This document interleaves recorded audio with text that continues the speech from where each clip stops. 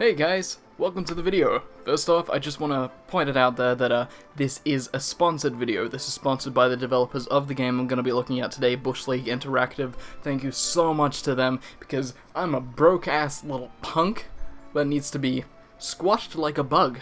Thank you guys for understanding and bearing with me. All opinions are going to be my own, and I'm going to take a fair, usual look at the game. Thank you guys so much for bearing with me. I already said that. The game revolves around guiding superhero mice through a series of pachinko-style puzzles. The game is free to play with optional ad-free premium, but just to be fair and assess the game's structure clearly, I am going to be going into this without any boosts, without any extra currency. Just straight vanilla. We actually get some story with this one, the game giving us a pretty delightful cutscene, showing the escape of our first hero trapped in a strange lab, mutating into a much more intelligent and agile rat, and then breaking confinement to...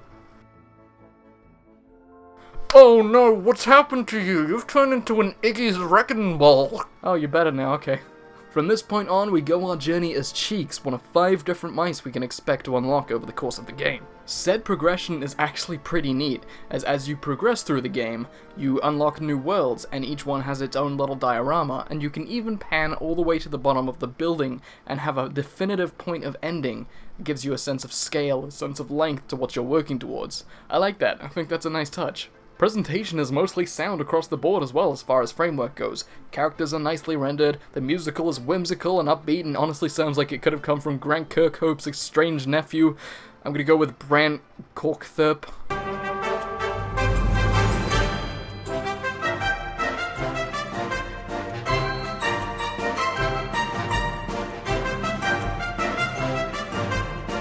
Oh, actually, no. It's from a guy named Sean Beeson, and he's responsible for a lot of high-profile work. That sinks that ship, then. I'm sorry, Brant. Presentation isn't perfect across the board, though. In fact, I found scale to be an issue not just with the UI, but across the game board in general. Like, literally, the game comprises of little pachinko-style puzzles that take place on a board, so the whole level is on screen at all times. I think a good way to remedy this would be have a zoom button, just so you can enhance the level scale if you want to, take a closer look at what's going on and then make fine adjustments easier. The level design itself, however, is rather ingenious and honestly kept me hooked.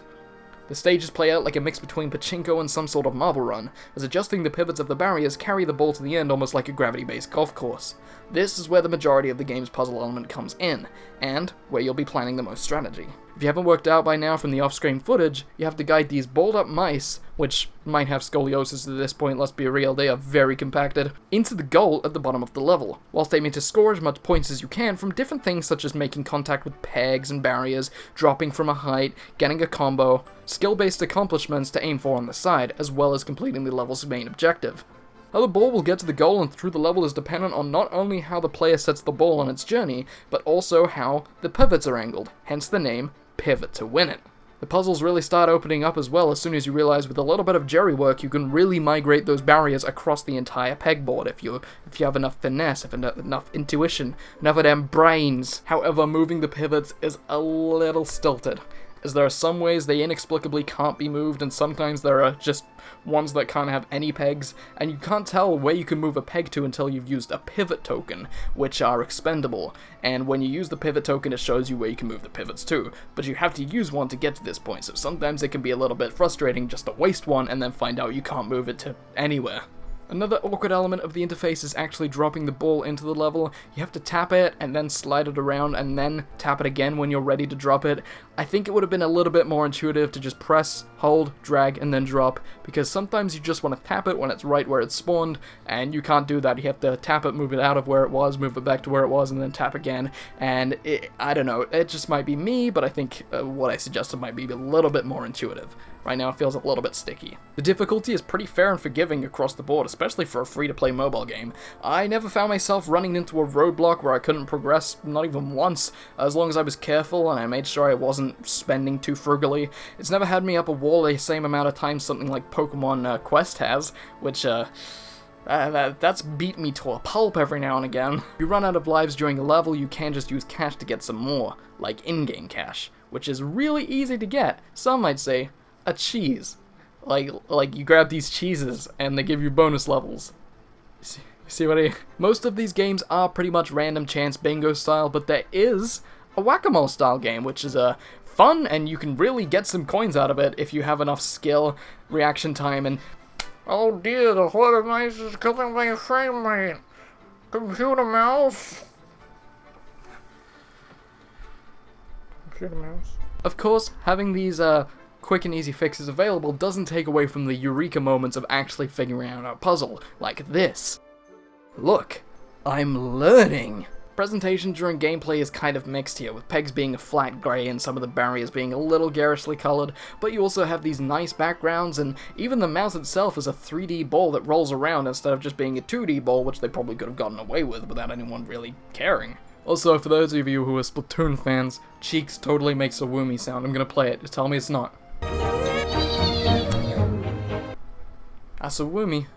I think a quick and dirty way to give this game a real level of visual shine is to add some shadows, put some fog in there, really sell the like spooky lab vibe. I've done a mock-up just to show how cool it would look, just with a little bit of shadowing. A few suggestions for improvement aside though, I'm really having fun with the game still, and I'd recommend you guys give it a shot and try it out when it comes out wherever you live, because right now it's only available in Australia. It will be available on iTunes, on Google Play, on the Amazon App Store, so pretty much everyone gets a fair shake of the tree, except for Windows Phone, but that's just the lay of the land now, isn't it? Come on guys, what were you expecting?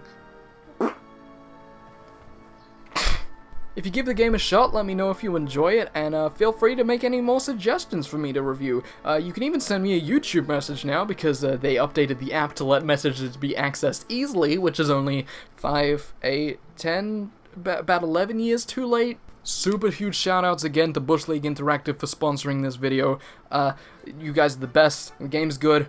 Phew. I was like scared I was going to take the sponsored video and not enjoy the game, so everything, the stars kind of aligned for me. And as you can probably tell, these thoughts and feelings are my own.